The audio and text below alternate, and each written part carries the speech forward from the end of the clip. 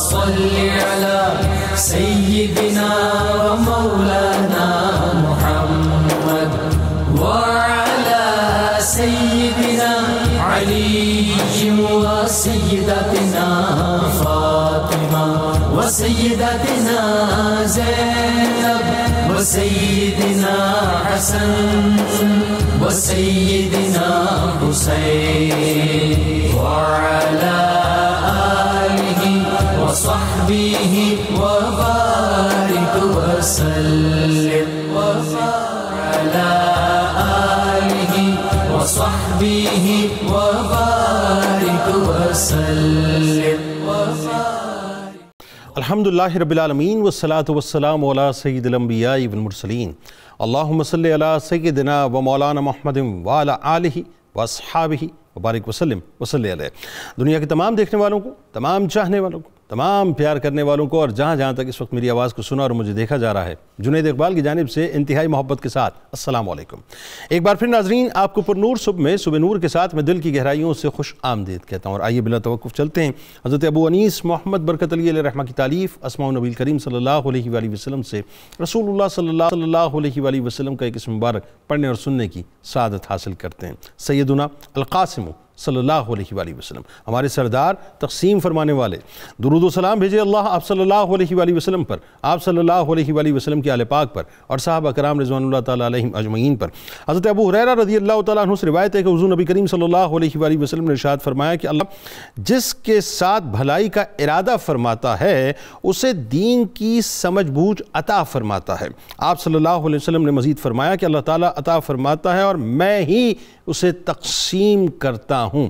ناظرین کرام ہمارے ساتھ آج آپ نے رہنا ہے کیونکہ آج انتہائی ممتاز شخصیت کی بارگاہ میں ہم چلیں گے، مدینۃ الاولیاء چلنا ہے آپ نے ہمارے ساتھ، اور انتہائی بلند پایا شخصیت ناظرین، یعنی آج ایک ایسی عظیم اور بلند مرتبہ ہستی کی بارگاہ میں انشاءاللہ مل کر ہدیہ عقیدت پیش کرتے ہیں جو بالعموم سلاسل اربعہ میں اور بالخصوص سلسلہ چشت میں ایک خاص مقام رکھتے ہیں۔ اولیاء کرام کی روحانی آرگنائزیشن کی جانب سے منتخب کردہ مدینۃ الاولیاء ملتان شریف کی سرزمین پر سلسلہ چشت کے بیج بونے والے اور اولیاء کرام کی اس سرزمین کو اپنے روحانی فیض سے سیراب کرنے والے چشتیہ سلسلہ کے گوہر نایاب محب اللہ الجمال بیک وقت خواجہ نور محمد مہروی رحمۃ اللہ علیہ کے ندیم اور میدان جہاد کے مجاہد عظیم حضرت خواجہ حافظ جمال اللہ چشتی ملتانی رحمۃ اللہ علیہ ناظرین وہ ہستی ہیں جو رسول پاک صلی اللہ علیہ وآلہ وسلم کی مبارک سنتوں سے بے انتہا عشق فرمایا کرتے تھے،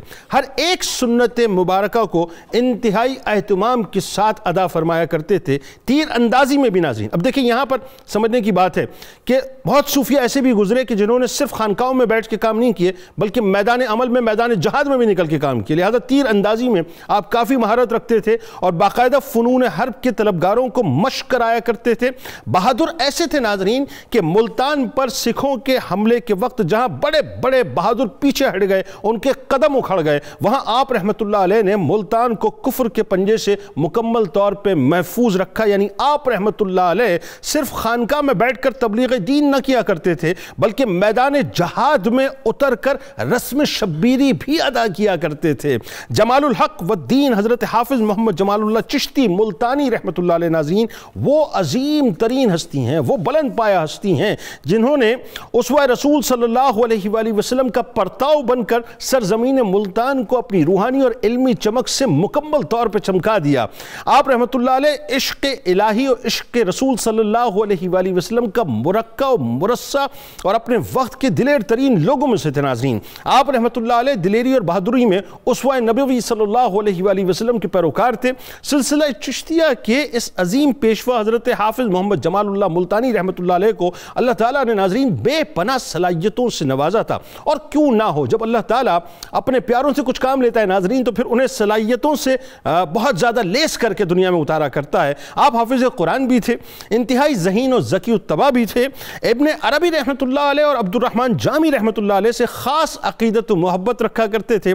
آپ رحمۃ اللہ علیہ نے سخت مجاہدات و ریاضات میں مشغول رہنے کے بعد درس و تدریس کا سلسلہ شروع کیا اور دور دراز سے جوق در جوق طلباء اور گروہ در گروہ علماء زمانہ جن کی شہرت چار دانگ عالم میں تھی، آپ کے خانے علم و علوم ظاہری و باطنی کے حصول کے لیے آپ کی خدمت میں حاضر ہوتے تھے، اور صوفیہ و اتقیاء عصر آپ کے چشمہ فیض سے سیراب ہوا کرتے تھے۔ انداز تدریس ناظرین انتہائی حسین تھا، انتہائی شستہ تھا، انتہائی دلکش تھا، انتہائی میٹھا تھا۔ طالب علموں کو ان کی ذہنی استعداد اور صلاحیتوں کے مطابق آپ پڑھایا کرتے تھے۔ حافظ صاحب رحمۃ اللہ علیہ فارسی، عربی اور سرائیکی زبان کے بہت بڑے شاعر بھی تھے ناظرین۔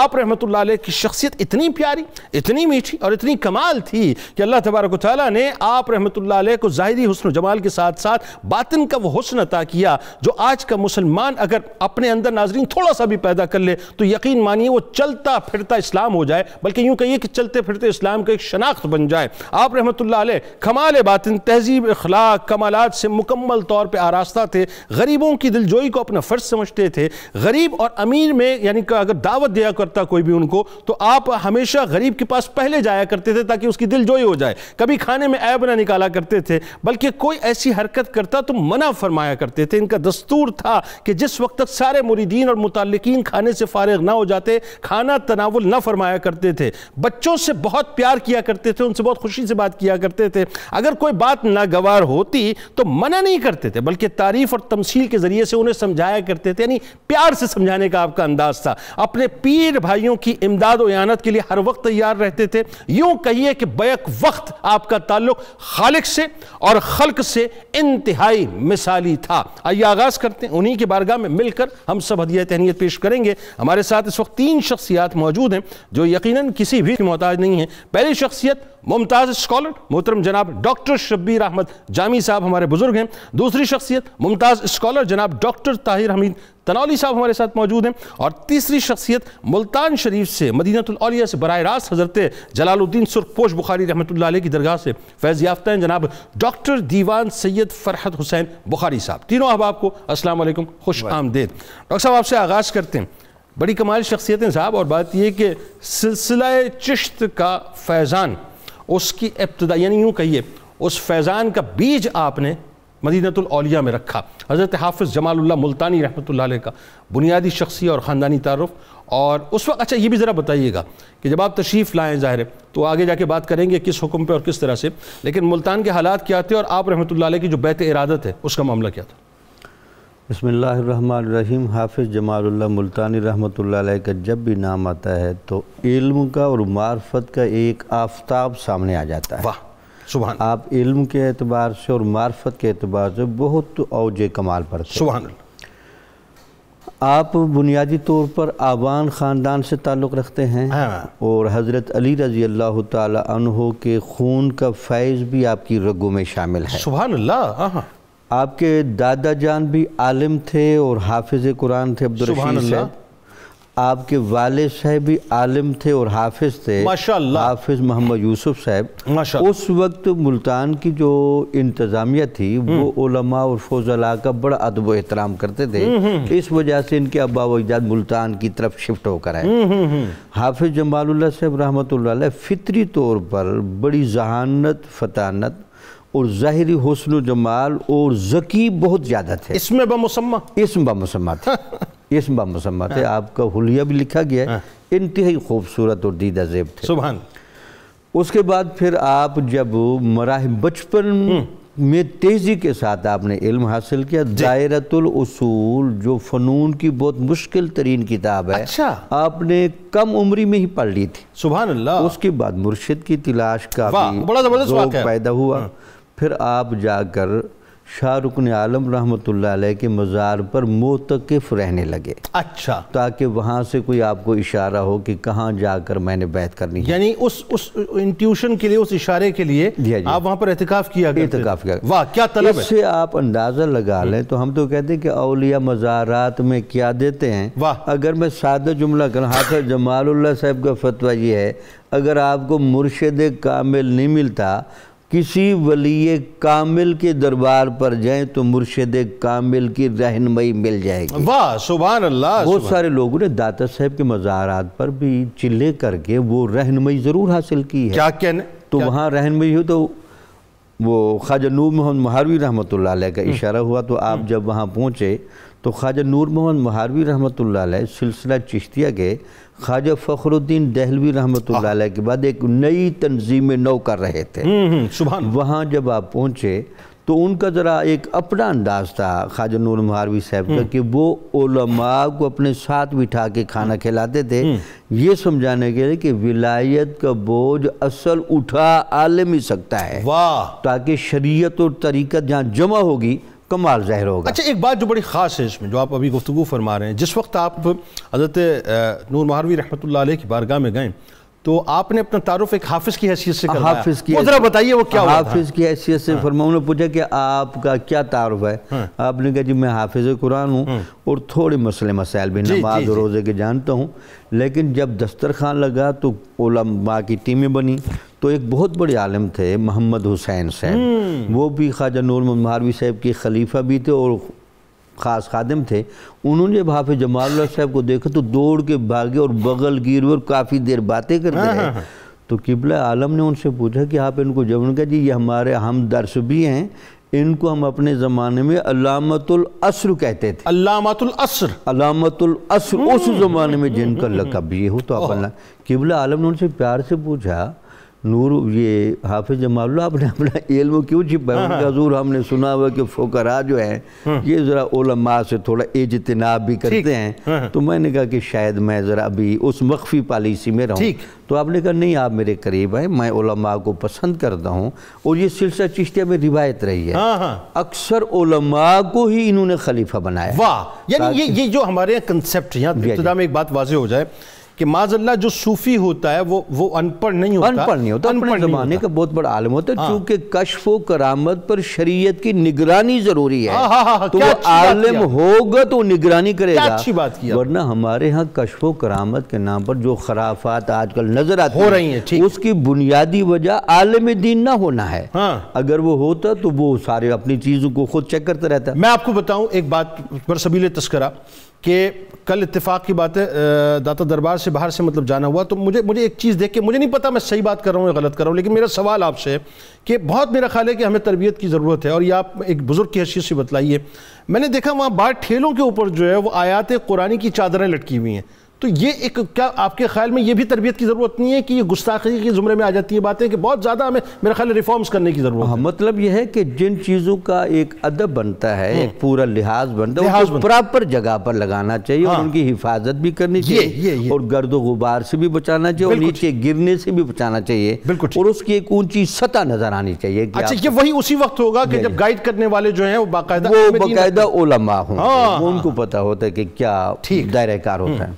اس کے بعد جب آپ باقاعدہ مرید ہو گئے تو مرید ہونے کے بعد ان کے بارے میں جو ایک بڑا حسن انتظام نظر آتا ہے کہ آپ کو پھر خواجہ نور محمد مہاروی رحمۃ اللہ فخر الدین دہلوی کی بارگاہ میں بھی لے گئے اپنے مرشد کے پاس۔ انہوں نے ایک دفعہ آپ کی پیشانی پر دیکھ کر کہا خواجہ نور محمد مہاروی ملتان کی سرزمین پر شیخ شہاب الدین سہروردی کے فیض کی وجہ سے بہاؤدین زکریا ملتانی کا تسلط آج تک بھی قائم ہے، ایسا ہی، لیکن اب ملتان کی ولایت چشتیوں کو بھی دیے جا رہی ہے، تو آپ اپنا ایک خلیفہ، یہ جو جمال اللہ صاحب بیٹھے ہیں ان کو اپنا خلیفہ بنا کر بھیجیں اور ان کو کہیں کہ اپنا پہلا مرید خواجہ خدا بخش اس کو لے جا کر بہاؤدین زکریا ملتانی کی خانقاہ میں بیٹھ کر مرید کریں اور ان سے باقاعدہ اجازت بھی لیں۔ سبحان اللہ، یعنی وہاں پر وہ احترام اور پروٹوکول کا بھی احترام بھی کریں اور ساتھ ان سے اجازت بھی لیں۔ یعنی اس کا مطلب ڈاکٹر صاحب ایک اور بات یہاں پہ ایک جملہ پھر اس کے بعد بات آگے بڑھاتے ہیں کہ وہ جو چراغ دہلوی رحمۃ اللہ علیہ نے ملتان کے لیے جو چشت کے چراغ کو چنا وہ بنیادی طور پہ آپ تھے؟ جی آپ تھے کہ آپ روشن کریں، آپ روشن کریں۔ بات آگے بڑھاتے ہیں ڈاکٹر صاحب۔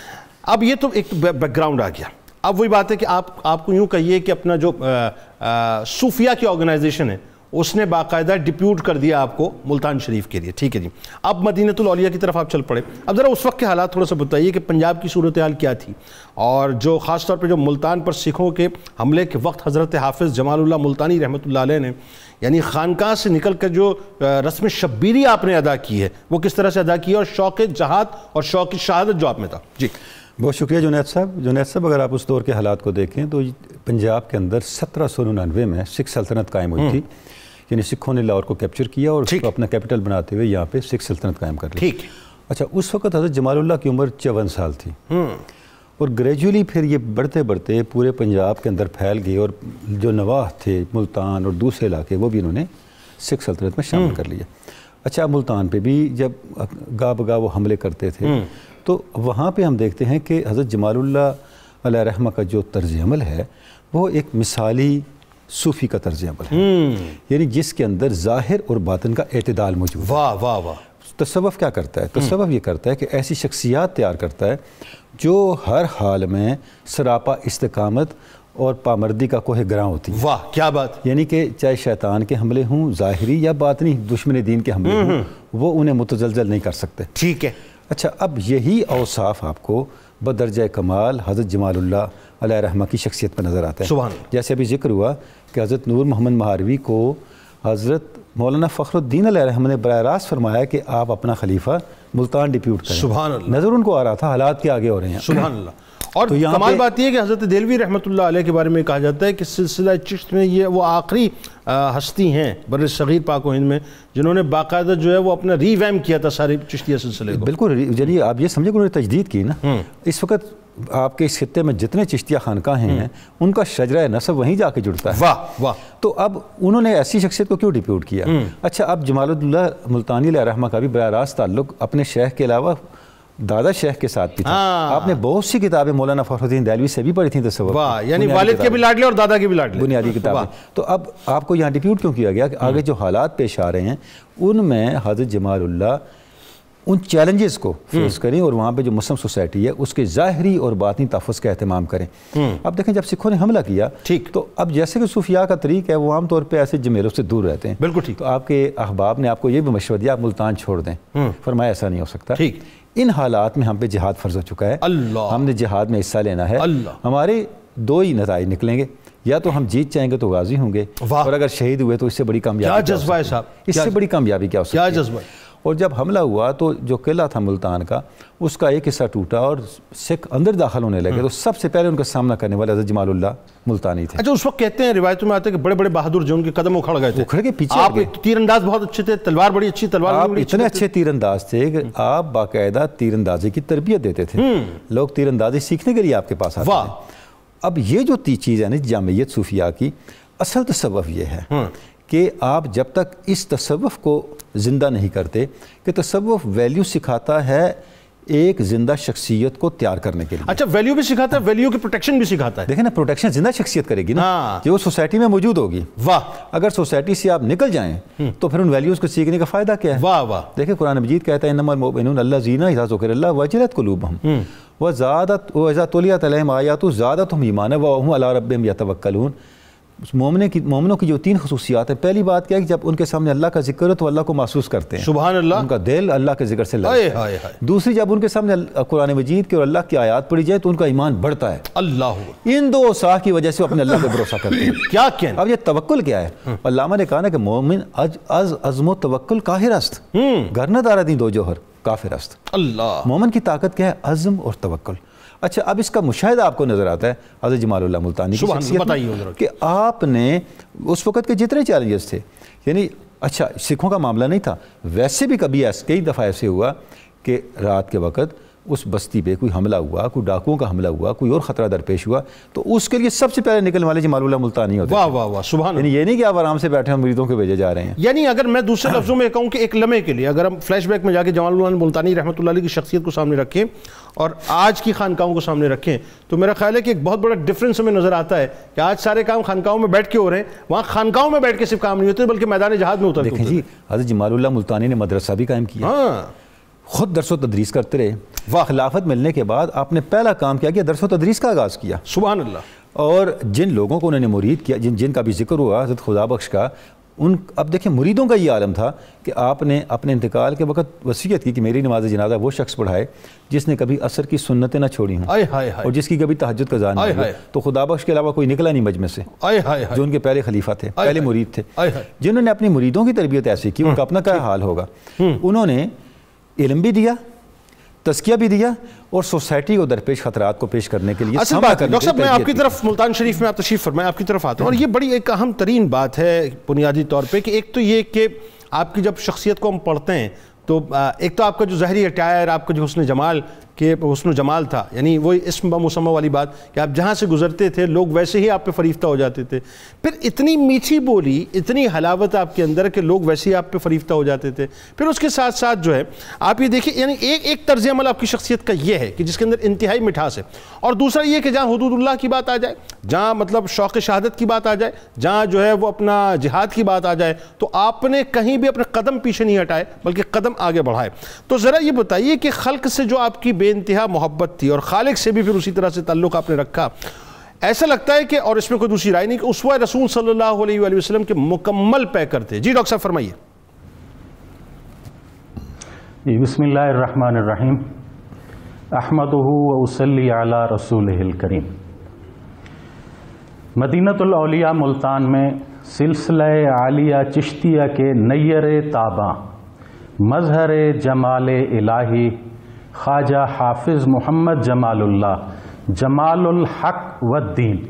آپ کو جمال اللہ اس لیے کہا جاتا تھا کہ ایک درویش نے کہا کہ ملائکہ آپ کو جمال اللہ کے نام سے یاد کرتے ہیں, اور آپ کی انگوٹھی جو تھی اس پر بھی یہی لکھا ہوا تھا کہ اللہ جمیل و یحب الجمال. اور آپ کے ایک مرید خلیفہ خاص خواجہ غلام حسن شہید منشی صاحب جو تھے, بہت وہ حسین تھے. تو ایک دن ایک شخص وضو کرا رہا تھا اور اس نے کہا کہ آپ کا یہ حسن تو حضرت یوسف کا کیا حسن ہوگا. یہ جب بات انہوں نے سنی تو ان پر جذب کی کیفیت طاری ہوئی, اور اس کے بعد انہوں نے فرمایا کہ اگر حسن دیکھنا ہے تو حضرت جمال اللہ کا حسن دیکھو. پھر انہوں نے یہ شعر پڑھا, چشم خدا بین باز کشا, کہ اللہ کو دیکھنے والی آنکھ جو ہے اس کو کھولو, وہ نقش جمال اللہ ببین, اور حضرت جمال اللہ کا جو نقش مبارک ہے اس کو دیکھو. تا چون حسن در صورت انسان ذات مقدس را نگری, تاکہ انسان کی صورت میں جلوہ خدا تعالیٰ کو تم دیکھ سکو. اور جمال اللہ چون شد جلوہ فرما, حسن در عشق او شیدا بر آمد. جب جمال اللہ کو میں نے دیکھا تو حسن کے دل میں عشق جو ہے وہ پیدا ہو گیا, اور آپ کا جو اپنا خلق تھا لوگوں سے محبت, تو حضور انور صلی اللہ علیہ وسلم کی زندگی مبارکہ کا بہترین نمونہ تھے. ایک دن لوگ آپس میں بحث کر رہے تھے کہ ولی کون ہوتا ہے. کوئی کہتا تھا جس کو جذب ہو, کوئی کہتا تھا جس کو جو صاحب کرامت ہو. تو آپ نے فرمایا جو حضور کی مکمل اطاعت و پیروی کرتا ہے وہ ولی ہوتا ہے. اور آپ کی جو محبت لوگوں سے تھی وہ اس کمال کی تھی کہ ایک شخص آپ سے بیعت ہوا, پھر اس کے بعد وہ آپ کے پاس آنا اس نے چھوڑ دیا اور بری صحبتوں میں پڑ گیا. ایک دن سرے راہ ملاقات ہوتی ہے, وہ آپ کو سلام نہیں کرتا اور گزر جاتا ہے. تو آپ اپنے ساتھیوں سے کہتے ہیں کہ تمہیں معلوم ہے یہ کون ہے؟ یہ ہم سے بیعت ہوا تھا فلاں دن, یہ ہم کو تو چھوڑ گیا لیکن ہم اس کو نہیں چھوڑیں گے. ہم نے اس کے ساتھ وعدہ کیا ہے کہ آخرت کے ہم ضامن ہیں, تو آخرت کو ہم اس کو جو ہے قیامت کے روز ہم اس کی شفاعت کریں گے. اور آپ کی جو محبت تھی وہ صرف مسلمانوں سے نہیں, جو غیر مسلم سے آپ کی محبت تھی اس کا ایک مختصر واقعہ میں عرض کروں. بتائیے, بہت ضروری ہے آج کے دور میں بتانا. جس کا نام, جی آج کے دور میں بالکل صحیح فرمایا جنید بھائی, کہ موہن لال ایک رئیس تھا. وہ روزانہ آپ کے درس میں آتا اور چکر لگاتا, اس کے بعد وہ 5 روپے نذرانہ لنگر کے لیے دے کر چلا جاتا تھا. ایک دن اس نے سوچا لنگر تو میرے پیسوں سے چل رہا ہے, تو دوسرے دن وہ نہ آیا. اور تیسرے دن آ کے اس نے پھر چکر لگایا اور 10 درہم دیے. تو آپ نے فرمایا کہ یہ چٹائی کے نیچے اس کو رکھ دو. اس نے جب چٹائی اٹھائی تو وہاں ہیرے جواہرات تھے. وہ شرمندہ ہوا, حضرت کے قدموں میں پڑ گیا اور معافی مانگی, اور وہ یہ ایک لفظ کہتا تھا کہ بھلوں کو بھلی لاج. تو ایک دفعہ جب وہ بیمار ہوا, سخت تکلیف ہوئی, تو حضرت اس کے گھر پہنچے اور وہاں جا کر دیکھا تو نزع کی حالت میں تھا. تو آپ نے اس کو کان میں کہا کہ اگر کلمہ پڑھ لو تو میں آخرت میں تمہارا ذمہ وار ہو جاؤں گا. اس نے کلمہ پڑھا, حضرت گھر واپس تشریف لے آئے. اس کو جب وہ فوت ہو گیا تو ان کے لوگوں کو تو نہیں معلوم تھا, انہوں نے آگ میں ڈالا لیکن آگ نے اس کو چھوا تک نہیں. تو وہ سمجھ گئے کہ یہ کسی مسلمان کے ساتھ بیٹھتا تھا, تو انہوں نے اس کو دریا میں ڈال دیا. حضرت اپنی خانقاہ سے نکلے اپنے ساتھیوں کے ساتھ, وہاں جا کے اس کو نکالا, غسل کیا اور اس کی نماز جنازہ پڑھی, اور اس کی تدفین اپنے حجرہ مقدسہ کے مشرقی کونے میں اس کی تدفین کی, اور اس کا نام مولوی کلیم اللہ رکھ دیا آپ نے. کیا یعنی یہ ڈاکٹر صاحب یہاں ذرا سا قطع کلام کی معذرت, یہ جو واقعہ آپ بتا رہے ہیں یہ کتنا کمال واقعہ ہے کہ صوفیہ کو بنیادی طور پہ جو ہے صرف مسلمانوں سے پیار نہیں تھا, غیر مسلموں کو بھی اپنی دامن رحمت میں لیتے تھے, اور بنیادی طور پہ دنیا ہی کی فکر ان کی نہیں ہوتی تھی, آخرت کی فکر ہوا کرتی تھی ان کی. بالکل بالکل آپ صحیح فرما رہے ہیں. یہی تو صوفیہ کا ایک شعار, اور اسی طرح ہی اسلام جو ہے ہند و پاک میں جو پھیلا ہے ان حضرات چشتیہ کی وجہ سے, خاص طور پر باقی سلاسل مبارکہ بھی, تو یہ اخلاق جو تھا ان کا اس کی وجہ سے ہوا. ایک مرید تھا آپ کا, اس کو تکلیف ہوئی گردے کی, جو رینل کولک تھا, ساری رات وہ تڑپتا رہا, حضور کو معلوم ہوا تو حضرت حافظ جمال اللہ صاحب وہاں پہنچے, تو آپ بھی ساری رات اضطراب کی کیفیت میں رہے اور اس کے لیے دعا کرتے رہے, اور صبح فرمایا اب اس کو زندگی بھر گردے کا درد نہیں ہوگا. اور آپ نے جو انٹرو میں فرمایا شروع میں کہ آپ جو کھانے میں عیب نہیں نکالتے تھے, تو یہ حضور کے اسوہ حسنہ کا کامل نمونہ تھے کہ حضرت عبدالعزیز پرہاروی رحمۃ اللہ علیہ فرماتے ہیں کہ ایک دفعہ میں آپ کے ساتھ ایک دعوت میں شامل ہوا, تو وہاں پر جا کر دیکھا تو ایک گائے کا گوشت پکا ہوا تھا لیکن وہ کچا تھا, تو میرے چہرے پر کراہت کے آثار ہوئے. جب آپ نے وہ آثار دیکھے تو آپ نے فوراً شوق سے اور محبت سے اس کھانے کو شروع ہوئے اور اس کی تعریف کرنے لگے, اور ہم سب ساتھی بھی جو ہے ہم اس کھانے کو کھاتے رہے. اور اس کے بعد آپ نے وہ اس شخص جس نے دعوت کی تھی آپ نے اس کے لیے بہت دعا کی. ماشاءاللہ ماشاءاللہ, کیا کہنے ڈاکٹر صاحب, کیا کہنے, سبحان اللہ. یہ ناظرین یہ جو چھوٹی چھوٹی باتیں ہیں نا جو واقعات کی صورت میں آپ کے پاس ہیں, اگر ان کو بائی اینڈ لارج آپ دیکھیں نا, اس کی ان چھوٹے سے واقعات میں بہت بڑی بڑی کائناتیں جو ہیں وہ چھپی ہوئی ہوتی ہیں. انسان اگر اپنی اصلاح کرنا چاہے تو بہت کچھ سمجھ سکتا ہے. ان صوفیہ نے کہیں بھی انتہا پسندی کا ثبوت نہیں دیا, کہیں بھی شدت پسندی کا ثبوت نہیں دیا.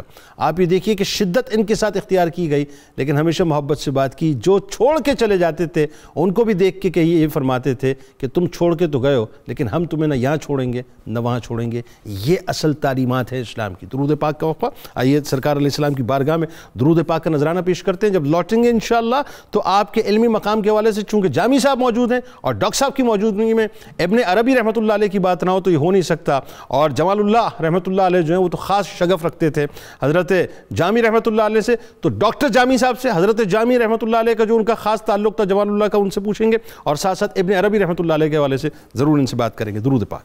اللهم صل على سيدنا ومولانا محمد وعلى سيدنا علي وسيدتنا فاطمة وسيدتنا زينب وسيدنا حسن وسيدنا حسين وعلى وصحبه وبارك وسلم وبارك.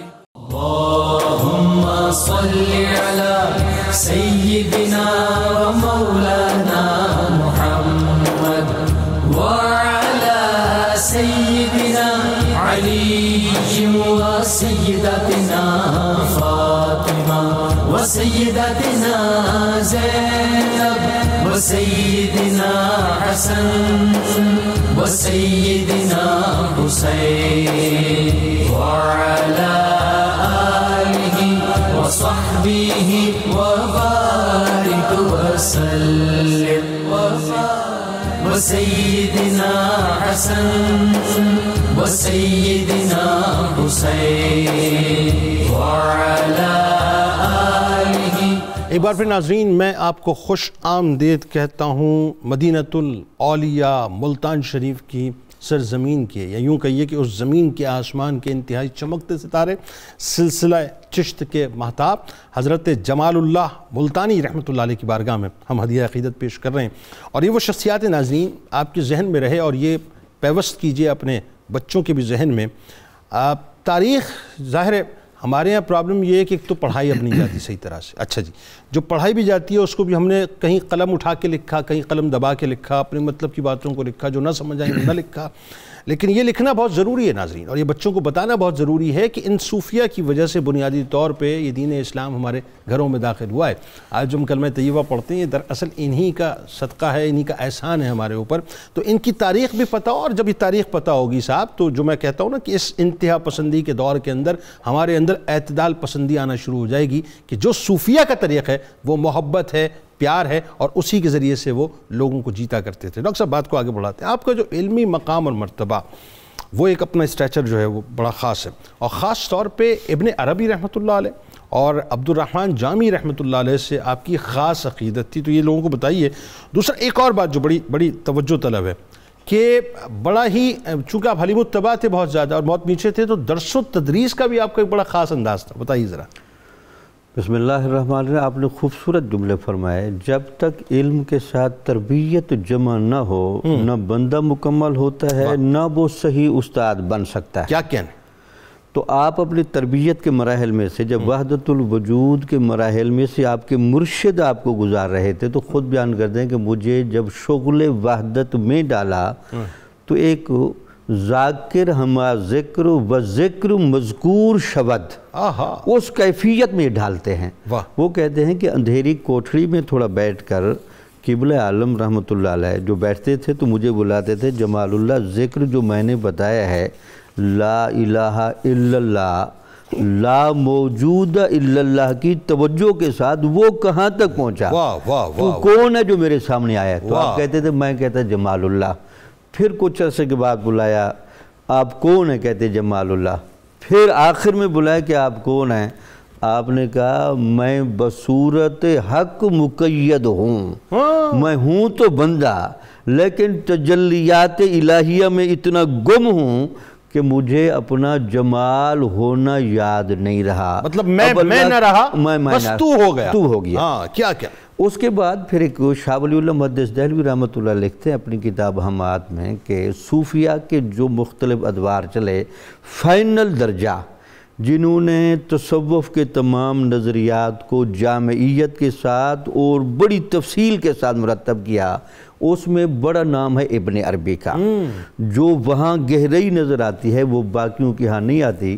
تو جن کو ولایت عظمیٰ کے بڑے مقامات حاصل ہوئے ہیں وہ پھر ابن عربی کی طرف ہی متوجہ ہو جاتے ہیں اور ابن عربی کی کتابوں کو پڑھتے بھی ہیں پڑھاتے بھی ہیں. سبحان اللہ. اور ابن عربی کے شارحین تو ویسے بڑے بڑے علماء گزرے ہیں، لیکن جس عشق و محبت کے ساتھ اور گہرائی کے ساتھ شرح علامہ عبد الرحمن جامی نے کی ہے وہ ایک الگ رنگ لیے ہوئے ہے. اس لیے آپ کی زندگی میں آپ قرآن بھی پڑھاتے تھے، ٹھیک ہے، حدیث بھی پڑھاتے تھے، ٹھیک ہے، فقہ کے بڑے عالم تھے، ٹھیک ہے، لیکن وحدت الوجود اور تصوف کی کتابوں کو جس انداز اور مستی سے پڑھاتے تھے تو ایسا لگتا تھا کہ جیسے ایک سمندر ٹھاٹھے مار رہا ہے اور جذب و مستی کی عجیب کیفیت اور وجد ہوتا تھا. سبحان اللہ. بلکہ عبدالعزیز پرہاروی رحمۃ اللہ علیہ فرماتے ہیں کہ ابن عربی کی مشہور کتاب فصوص الحکم جب آپ پڑھاتے تھے اس میں آخری فصل ہے الحکمت الفردیہ فی کلمت محمدیہ. حضور نبی اکرم صلی اللہ علیہ وسلم کی امتیازات وہاں بیان کیے. جب آپ پڑھاتے تو سر بڑا دھنتے تھے اور اپنے ہونٹوں کو خود بوسہ دیتے تھے کہ آج سرکار کا نام آ رہا ہائے ہائے ہائے، سبحان سرکار اللہ، کے سبحان امتیازات آ رہے ہیں، سبحان اللہ، اور عشق رسول کی خاص کیفیت میں مگن ہوتے تھے۔ اللہ، بلکہ خواجہ فخر الدین دہلوی نے محب النبی کا لقب ان کو دیا گیا کہ اس ہندوستان کی تاریخ میں عشق رسالت مآب میں انہوں نے بڑا گہرا رنگ اختیار کیا۔ سبحان اللہ۔ اب بھی جو ہم سمجھتے ہیں کہ ہمارے ہاں توحید اور رسالت میں جو توازن قائم نہیں رہا اور ہم افراط و تفرید کا شکار ہو گئے ہیں، تو آج آپ حافظ جمال اللہ صاحب کی تعلیمات کو پڑھیں۔ نہیں، توحید، میرا تو ایک جملہ بڑا سادہ سا ہے، توحید تو یہی ہے نا کہ رسالت کو تسلیم کر لو۔ رسالت کو تسلیم کرنا ہی توحید ہے۔ توحید ہے، بالکل ٹھیک، بالکل ٹھیک۔ اچھا، اب مجھے بتائیے کہ آپ کا جو بنیادی طور پہ درس و تدریس کا انداز، آپ کا درس و تدریس وہ کا بڑا کمال ہے انداز صاحب۔ وہ بڑا، ایک تو لگتا یہ کہ ولی جو ہے نا وہ آنے والے بندے یہ بچے کی فطرت کو بڑا سمجھتا ہے۔ آپ ادق سے ادق مسائل کو مثالوں کے ساتھ واہ، سادہ طریقے سے اور ایسے دل نشین ابلاغ سے اتارتے تھے کہ اگلا بندہ حیران ہو جاتا تھا۔ واہ واہ واہ۔ عبدالعزیز پرہاروی رحمۃ اللہ علیہ کہتے ہیں کہ میں آپ کے اچھا، ساتھ عبدالعزیز رحمۃ اللہ علیہ ان کے خلیفہ، ان کے خلیفہ اور میرا خیال ہے جو کتاب مستند ترین ہے آپ ہی نے ان پہ خصائل رضیہ کے نام سے انہوں نے آپ کی سوانح حیات بھی لکھی۔ وہ کہتے ہیں ایک دفعہ ہم جا رہے تھے کشتی میں بیٹھ کر، تو کشتی بہت بڑا دریا تھا، تو کشتی جب گزر رہی تھی تو مجھے کہتے تھے کہ آپ پانی کو دیکھیں اور پانی پر اوپر آنے والے بلبلوں کو دیکھیں، تو یہ جو بلبلے ہیں یہ تعینات ہیں، یہ کائنات ہے، اور یہ جو پانی ہے یہ وحدت کا سمندر ہے۔ یعنی ایسی مثال سے وہ کہتے اتنی خوبصورت بلبلوں کی کوئی حیثیت نہیں، اصل وحدت کے سمندر کی حیثیت، وحدت کے سمندر کی حیثیت ہے۔ وہ بلبلے آئیں گے بھی صحیح، جائیں گے بھی صحیح۔ تو یہ آپ اس طرح کر کے بڑا آپ کا ایک بڑا گہرا اسلوب تھا۔ اچھا، ایک چیز اور جو خاص طور پہ میں دیکھ رہا تھا کہ ان کی تعلیمات میں، جیسے آج ہمارے یہاں مثال کے طور پہ ہم کہتے ہیں بچے کو اس کے ایپٹیٹیوڈ کے مطابق جانے دیں، جو اس کی توجہ ہے، جو اس کا فوکسڈ ہے، مطلب جس معاملے میں وہ فوکسڈ ہے، جو وہ کرنا چاہتا ہے اس کو آپ وہ کروائیں، جس سبجیکٹ میں جانا چاہتا ہے۔ ایگزیکٹلی یہ انداز آپ کا تھا۔ آپ اسٹوڈنٹس کی ایک تو ایپٹیٹیوڈ کو دیکھتے تھے، دوسری خاص بات یہ کہ جن اسٹوڈنٹس میں صلاحیت ہوتی تھی ان کو تو ظاہر ریفائن کرتے تھے، جو ڈل اسٹوڈنٹس تھے ان کو الگ لا کے پھر انڈیویجول کیپیسٹی میں ان پہ محنت کرتے تھے، یعنی فرد کی یوں سمجھ لیجئے کہ آپ باقاعدہ تعمیر کرتے تھے، اس کی تشکیل کرتے تھے۔ یہ بڑا کام، فرد سازی کا ایک عجیب جذبہ وہاں کار فرما تھا۔ آپ کے درس میں جو بھی آیا وہ جس انداز سے بھی رہا آپ نے اس کو چلایا، اس پر محنت کی، اس کو توجہ دی۔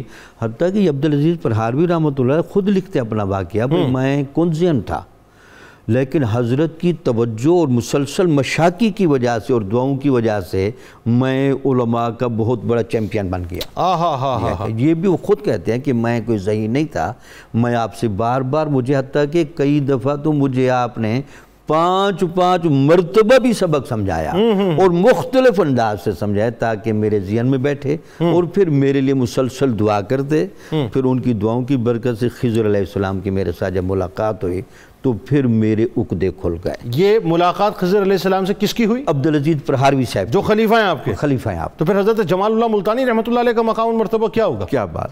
اچھا، اس میں سے ڈاکٹر صاحب ایک بات اور بتائیے کہ جس انداز سے علمی مقام آپ نے بیان کیا ان کا، آپ نے ابن عربی رحمۃ اللہ علیہ کو اور عبد الرحمن جامی رحمۃ اللہ علیہ کو خاص طور پہ جو ہے وہ پڑھا بھی اور پڑھایا بھی، اور انہی سے نکات نکال کے آپ نے لوگوں کی اصلاح بھی کی۔ ایک بہت مشکل ہوتا ہے ابن عربی رحمۃ اللہ علیہ کو سمجھنا، اس دور کے اندر کیسے آپ نے کمیونیکیٹ کیا لوگوں کو، کیسے سمجھایا ابن عربی کو کہ ابن عربی یہ بتانا چاہتے ہیں؟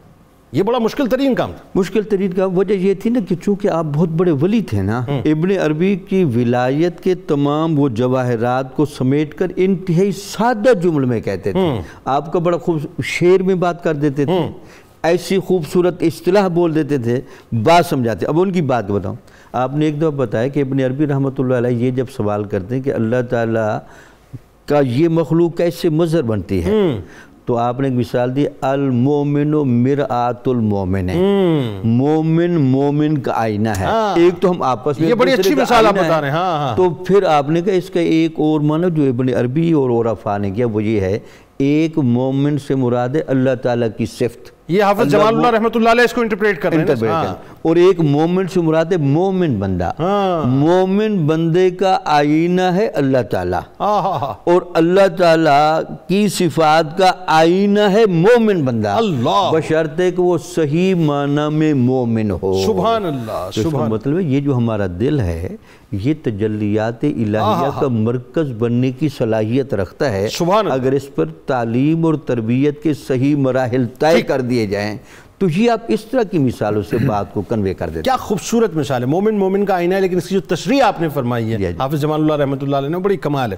ڈاکٹر صاحب یہ بتائیے کہ حافظ جمال اللہ رحمۃ اللہ علیہ کا توحید و معرفت الہی اور خاص طور پہ جو تصوف کے بارے میں آپ کے نظریات, ایک تو ظاہر ہے کچھ گفتگو ابن عربی رحمۃ اللہ علیہ کے حوالے سے ہوئی, عبدالرحمن جامی رحمۃ اللہ علیہ کے حوالے سے ہوئی, لیکن تصوف کو بھی آپ نے انتہائی ریفائن انداز سے پیش کیا ملتان کی سرزمین پہ. جی جنید صاحب, حضرت جمال اللہ ملتانی علیہ رحمہ کی جو شخصیت ہے وہ اس سوال کا خود زندہ جواب ہے کہ تصوف یا وحدت الوجود کی تعریف خدا نخواستہ بے عملیت کی طرف لے جاتی ہے.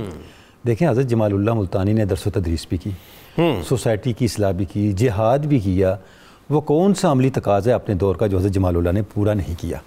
تو آپ کا جو تصور ہے تصوف کے بارے میں وہ بنیادی طور پہ کیا ہے کہ آپ حقوق اللہ اور حقوق العباد کو, دنیا کی زندگی اور آخرت کی زندگی کو, روحانیت کو اور ظاہر مادیت کو, سب کو ساتھ لے کے چلیں. ٹھیک. اگر آپ سب کو ساتھ لے کے نہیں چلتے تو پھر آپ کے فہم میں نقص ہے اور آپ کی شخصیت اور آپ کی تربیت میں نقص ہے. جو تربیت کا نظام ہے بنیادی طور پہ صوفیاء کے ہاں, وہ کیا ہے, وہ انجام کار بندے کو اس سطح پہ لے جانا ہے کہ صفات الہیہ کا عکس بندے کی ذات میں نظر آنے لگے. ٹھیک.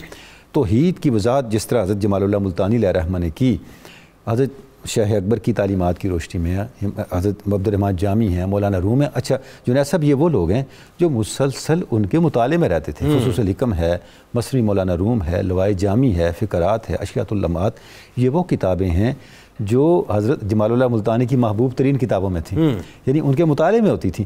انہیں کا آپ درس بھی دیتے تھے. اور اس کا مطلب یہ ہوا کہ آپ کی جو پرائمری تھاٹ ہے اس کا اوریجن ہمیں اکابر صوفیاء کی جو کلاسیکل مسٹکس ہیں ان کے یہ ٹیکسٹ جو ہیں یہ ان کے حضرت جمال اللہ ملتانی کی کا بنیادی ماخذ کے طور پہ ہمارے سامنے آتے ہیں. تو آپ یہ فرماتے کہ جو توحید ہے, توحید کا ایک درجہ تو ایمانی ہے, ٹھیک ہے, جو عام لوگ توحید کو قبول کر لیتے ہیں, ٹھیک ہے. اس سے آگے پھر توحید کا ایک درجہ کالی ہے جب ہم صرف بیان کرتے ہیں. ایک حالی درجہ بھی ہے توحید کا. اچھا, توحید کا حالی درجہ کیا ہے کہ جب آپ اس سطح پہ پہنچ جاتے ہیں کہ احکام الہیہ اور احکام شریعت اور آپ سسٹم کے جو احکام ہیں ان کا آپ کے اوپر انکشاف ہوتا ہے, اور آپ کو ایک ایسا شرح صدر حاصل ہوتا ہے کہ آپ کی زندگی توحید کو, اللہ کے احکام کو اور اللہ کے رسول کے احکام کو ایک معمول کے مطابق اختیار کر لیتی ہے. فرماتے ہیں اس سے بلندتر درجہ ہے, وہ توحید حالی ہے. توحید حالی کیا ہے, جہاں پہ آپ حقیقی فاعل صرف اللہ کی ذات کو ہی ایکسپیرینس کرتے ہیں, اور یہ مشکل ترین مقام ہے, سب سے بلند تر مقام ہے. اچھا اب آپ اس کی وضاحت کیسے فرماتے ہیں؟ آپ فرماتے ہیں جس طرح آپ آواز بلند کرتے ہیں, ایک آواز ہوتی ہے, ایک اس کی باز گشت ہوتی ہے, ایک اس کی گونج آتی ہے, ایک ندا ہے, ایک صدا ہے. انہوں نے خود سمجھانے کے لیے انہوں نے ٹائٹل دی ہے تاکہ سمجھنے والا سمجھ جائے. جو آواز آپ بلند کر رہے ہیں یہ اصل آواز ہے, جو اس سے باز گشت پیدا ہو رہی ہے وہ اس آواز کا نتیجہ ہے, یعنی اس ندا کی وہ صدا ہے, وہ صدا ہے, وہ ایک اس کا لیٹر آؤٹ پٹ ہے. بعین ہی اس کائنات میں جو عمل انجام پذیر ہو رہا ہے, جو کچھ بھی اس کا فاعل حقیقی اللہ کی ذات ہے, اور بندہ کی حیثیت اس کی باز گشت جیسی ہے. اچھا اب یہ اتنے سٹل تعلیم ہے صوفیاء کی, جب آپ اس پہ چلے جاتے ہیں تو اس سے کیا ہوتا ہے کہ آپ کی شخصیت میں سے شر کے اور غلطی کے ارتکاب کا امکان ختم ہو جاتا ہے. سبحان اللہ. کیونکہ دیکھیں لائٹ بلب جل رہا ہے تو بلب سے روشنی نکلتی ہے, اندھیرا تو نہیں نکل سکتا. بالکل ٹھیک ہے. جب آپ اللہ کے قرب کو اتنا اپنی ذات میں جذب کر لیتے ہیں تو اس کا نتیجہ کیا نکلتا ہے؟ اس کا نتیجہ یہ نکلتا ہے کہ پھر آپ سے خیر ہی متوقع ہوتی ہے. اچھا ڈاکٹر صاحب, ایک خاص بات جو بڑی میں آپ کی شخصیت میں دیکھتا ہوں, اور ظاہر ہے یہ تمام صوفیاء میں ہوتی ہے لیکن بدرجہ اولا آپ کے اندر نظر آتی ہے, سنت کوئی بھی چھوٹی بڑی نہیں ہوتی ہے. لوگ عموماً کہتے ہیں نا یہ چھوٹی چھوٹی سنتوں کو بھی فالو, سنت ہوتی ہے وہ بڑی ہی ہوتی ہے, چھوٹی بڑی سنت کوئی نہیں ہوتی ہے. آپ تمام سنتوں کی پیروی بھی کرتے تھے اور انتہائی یوں سمجھ لیجئے کہ عشق میں ڈوب کے سنتوں کے پیروکار تھے آپ. یہ بڑا ایک خاص بات ہے, کسی سنت کو آپ ترک نہیں کرتے. جنید صاحب بات یہ ہے کہ علم کیا سکھاتا ہے آپ کو؟ علم یہی سکھاتا ہے نا کہ آپ اس سطح پہ چلے جاتے ہیں کہ دیکھیں اللہ کی معرفت کا راستہ صرف حضور اکرم صلی اللہ علیہ وسلم کی ہستی، آپ کے ساتھ تعلق اور آپ کی پیروی ہے. واہ. جتنا زیادہ آپ حضور کی پیروی میں چلتے ہیں واہ، اتنا زیادہ آپ اللہ کے قریب ہوتے ہیں. سبحان اللہ. اور اس کے بغیر یہ کھل نہیں سکتا، یعنی جب تک آپ اس سے نکلتے نہیں ہیں. وہی جو توحید حالی کی بات ہے، مولانا روم جیسے کہتے ہیں کہ پس قیامت شو قیامت را بی بی دید نے ہر چیز را شرط است. قیامت کیا ہے؟ قیامت کو دیکھنے کی شرط ہے کہ خود قیامت بن جاؤ. آئے ہائے. جب تک تمہیں اس کے تجربے سے نہیں گزرتے تمہیں اس کا علم حاصل نہیں ہو سکتا. آئے ہائے. قرب الہی ایک ایسی حقیقت ہے واہ. جس کو صرف استدلال سے کمیونیکیٹ نہیں کیا جا سکتا. واہ واہ. یہ صرف حال سے، واہ، تجربے سے کمیونیکیٹ ہوتی ہے. اور جمال اللہ ملتانی کی تعلیمات میں ہمیں تعلیم سے اٹھ کے تجربے تک لانے کا منہج نظر یعنی آتا ہے. قرب الہی چاہیے تو اتباع رسول صلی اللہ علیہ وسلم جو ہے وہ اپنا حال بنانا وہ ہوگا. بالکل بالکل. آخر میں ڈاکٹر صاحب مدینۃ الاولیاء آپ کی طرف آتے ہیں. حافظ جمال اللہ ملتانی رحمۃ اللہ علیہ کی تعلیمات، اب ذرا آپ کی شخصیت جو ہمیں آج کے دور میں بتلا رہی ہے اس کو ذرا ریلیٹ کریں آج کے دور کے حوالے سے کہ آپ کی تعلیمات بنیادی طور پہ کیا ہیں، پھر جو اس کا کرکس ہے وہ ہمیں بتائیں. دوسرا سلسلہ اربع بالخصوص سلسلہ چشت کے لیے آپ رحمۃ اللہ علیہ نے جو خدمات انجام دی وہ بتائیے، اور پھر آپ رحمۃ اللہ علیہ کے جو خلیفہ ہیں وہ ظاہر ہے اپنی جگہ ایک بڑے بڑے مقام والے، ان کے بارے میں، اور آپ کا وصال پاک جناب. بسم اللہ الرحمن الرحیم. جنید بھائی، جہاں پہ آپ جو فرما رہے تھے کہ جو معرفت حق ہے، وصول حق ہے، اس کا طریقہ کیا ہے، تو حضرت حافظ جمال اللہ ملتانی رحمۃ اللہ علیہ نے 2 سینٹنسز میں یہ فرما دیا کہ آپ فرماتے ہیں جو احسن طریقہ ہے وصول حق کا وہ طریقہ مشائخ ہے، اور طریقہ مشائخ بھی وہ جو صحیح اسناد کے ساتھ رسول اللہ صلی اللہ علیہ وسلم سے مشائخ تک پہنچائے. سبحان. وہ کیا ہے کہ ظاہر کو شریعت سے آراستہ کریں اور پھر اس پر قائم ہو جائیں، اور باطن کو اوصاف ذمیمہ سے پاک کر دیں. اوصاف ذمیمہ کیا ہیں؟ یہ حسد ہے، بغض ہے، کینہ ہے، غیبت ہے، ریا ہے. ان تمام چیزوں سے پاک ہونا اور شریعت پہ آراست کے ساتھ اپنے آپ کو آراستہ کرنا ہی معرفت حق کا صحیح طریقہ ہے. کیا کیا؟ اور یہ جو موت ہوتی ہے نا جنید بھائی، یہ اولیاء کی یہ تو دراصل ایک پل ہوتی ہے. الموت جسرن، یہ کیا کرتی ہے؟ یوصل الحبیب ابن الحبیب، حبیب کو حبیب سے ملاتی ہے. آپ کا جو وصال پاک ہے وہیں سے میں شروع کرتا ہوں کہ بخار کی شدت ہوئی آپ کو اور کوئی علاج بھی کارگر نہیں ہو رہا تھا، لیکن آپ کی زبان اقدس سے یہ کلمہ تھا کہ مارا صحت کلی است، میں تو بالکل ٹھیک ہوں، اور لیکن آپ روز بروز نحیف اور کمزور ہوتے جا رہے تھے. پھر آپ نے ایک خط لکھوایا اپنے مرشد زادہ جو قرۃ العین حضرت قبلہ عالم مہاروی رحمۃ اللہ علیہ تھے، ان کی طرف خط لکھوا کے اس میں 2 شعر لکھوائے کہ بلبم رسید جانم تو بیا کے زندہ مانم، میری جان جو ہے وہ لبوں تک پہنچ چکی ہے، آپ تشریف لے آئیں تو میں زندہ ہو جاؤں گا. پس ازاں کے من نہ مانم بچے کار خواہی آمد، لیکن اگر میں نہ رہا اس وقت آپ تشریف لائے تو پھر کس لیے آپ تشریف لائیں گے؟ کشش کے عشق دارد نہ گزار دت بدیساں، کہ جو عشق کی کشش ہے نا میری حضور، وہ آپ کو کھینچ کے لے آئے گی. بجنازہ گر نہ آئی بمزار خواہی آمد، اگر جنازے پہ بھی آپ تشریف نہ لائے تو مزار پر تو ضرور تشریف لائیں گے. دوا آپ نے ترک کر دی، سما کی طرف متوجہ ہو گئے، بے خودی کے اثرات ظاہر ہوئے. آخری دن نماز فجر کے لیے اشارہ کیا، تیمم کے لیے مٹی لائی گئی، تیمم کیا، پھر اشاروں سے نماز شروع کی، اور نماز کی کیفیت میں ہی تھے کہ روح کف سے انصری کو پرواز کر گئی. ان للہ و انا الیہ راجعون. اور وقت غسل بھی آپ کے جو خلیفہ خاص محبوب اللہ خواجہ خدا بخش رحمت اللہ علیہ وہ فرماتے ہیں کہ میں نے بھی سنا اور میرے ساتھ جو اور بھی تھے انہوں نے ذکر مبارک آپ کے سینہ مبارکہ سے ہو کی آواز سنی اور جم غفیر تھا، اور تدفین آپ کی حضور انور صلی اللہ علیہ وسلم کی سیرت مبارکہ کے مطابق اسی جگہ تجویز کی گئی جہاں پر آپ کا روح مبارک جو ہے کف سے پرواز کر گئی تھی۔ اور سلاسل مبارکہ کا آپ فرما رہے تھے تو چاروں سلاسل میں آپ بیعت کرتے تھے، اور آپ پوچھتے تھے کہ تم نے کس سلسلے میں بیعت ہونا ہے، لیکن طریقہ خاص عیشاں جو تھا، آپ کا جو خاص طریقہ تھا وہ چشتیہ تھا، اور ایک دنیا جو ہے علماء ہوں، فضلاء ہوں، مشائخ ہوں، وہ آپ کی خدمت میں حاضر ہو رہے تھے اور معرفت حق کا درس لے رہے تھے۔ سبحان اللہ۔ اور آپ کے خلفاء میں سے جو مشہور خلفاء ہیں حضرت مولانا خدا بخش خیر پوری، حضرت قاضی عیسیٰ خان پوری شجاباد کے، حضرت مولوی غلام حسن شہید ملتان شریف سے، اور حضرت مولوی عبید اللہ ملتانی بھی ملتان شریف سے، اس کے علاوہ زاہد شاہ صاحب، اور جن کا تذکرہ آپ فرما رہے تھے کہ حضرت مولوی عبدالعزیز پرہاوی رحمۃ اللہ علیہ جو مصنف ہیں نبراس کے، وہ بھی آپ کے خاص خلفاء میں شمار ہوتے تھے۔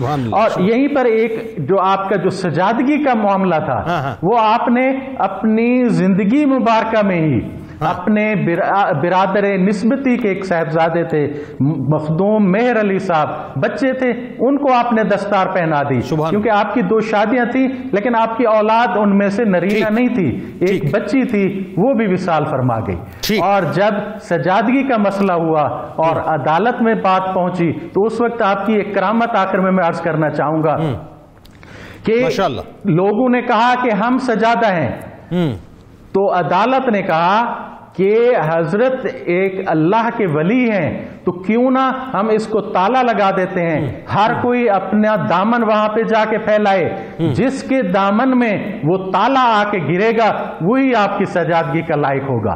تو سب لوگ اپنا دامن پھیلا کے اس بارگاہ میں کھڑے ہوئے، لیکن کسی کی جھولی میں وہ تالا جو ہے وہ نہیں آ رہا تھا، تو آپ کے خلیفہ خاص حضرت خدا بخش خیر پوری رحمۃ اللہ علیہ اور حضرت قاضی عیسیٰ خان پوری رحمۃ اللہ علیہ نے فرمایا کہ آپ کے جو برادر نسبتی کے جو صاحبزادے ہیں جن کی آپ نے ایک دفعہ دستار بندی کرائی تھی ان کو بلایا جائے۔ جب ان کو بلایا گیا اور انہوں نے اپنا دامن پھیلایا تو اسی وقت وہ تالا جو ہے وہ گر کر ان کی جھولی میں آیا، اور سجادگی کا معاملہ حضرت مہر علی صاحب رحمت اللہ علیہ کو نصیب ہوا۔ ماشاءاللہ ماشاءاللہ، بہت شکریہ ڈاکٹر صاحب ملتان شریف سے آپ ہمارے ساتھ تھے، بہت شکریہ آپ دونوں آپ تشریف لائے۔ ناظرین کرام، بس ظاہر ہے جاتے جاتے ایک جملہ کہ ان صوفیہ کو پڑھنے اور پڑھانے کی اس وقت بہت ضرورت ہے، خاص طور پہ اس دور میں جو انتہائی متشدد دور ہو چکا ہے، بہت ضروری ہے کہ ان کو پڑھایا جائے، اور یہ ذہن سے نکالیں صاحب باتیں، سب بالکل بیکار باتیں ہیں صاحب کہ یہاں پہ جو ہے وہ خدا نخواستہ شرک ہوتا ہے، یہ کچھ نہیں ہوتا صاحب، توحید پرستی کا ان سے بڑا درس کوئی دینے والا نہیں ہے، تو ان کو پڑھائیے تاکہ محبت قائم ہو، حلاوت قائم ہو۔ کتاب الشفا غصہ ختم کرنے کا وظیفہ آپ کو بتاتے ہیں، فرمان رسول صلی اللہ علیہ وسلم ہے کہ جب غصہ آئے تو اس وقت لا حول ولا قوت الا باللہ العلی العظیم کثرت سے پڑھا جائے، اور اگر اس وقت ممکن ہو تو وضو بھی کر لیا جائے۔ حضرت علی کرم اللہ وجہ الکریم کا قول مبارک ہے کہ معاف کرنا سب سے زیادہ اسے زیب دیتا ہے، کمال جملہ ہے صاحب، معاف کرنا سب سے زیادہ اسے زیب دیتا ہے جو سزا دینے پر قادر ہو۔ روزنامہ 92 نیوز میں آج مضمون ضرور پڑھتے خواجہ حافظ جمال اللہ چشتی ملتانی رحمۃ اللہ علیہ کے حوالے سے۔ ٹویٹر پہ ہمیں فالو کیجئے، فیس بک پیج کو لائک کیجئے، یوٹیوب چینل کو سبسکرائب کر کے بیل آئیکن کو ضرور کلک کر لیجئے گا، وہاں موجود ہیں، یہاں موجود ہیں، مل کے نعرہ لگاتے ہیں۔ اس دعا سے امید اس یقین کے ساتھ اجازت دیں کہ لا یؤمن احدکم حتی اکون احب الیہ من والدہ وولدہ والناس اجمعین۔ اللہ تعالیٰ آپ کا، ہمارا، ہم سب کا، پاکستان کا اور امت مسلمہ کا حامی و ناصر ہو، آمین۔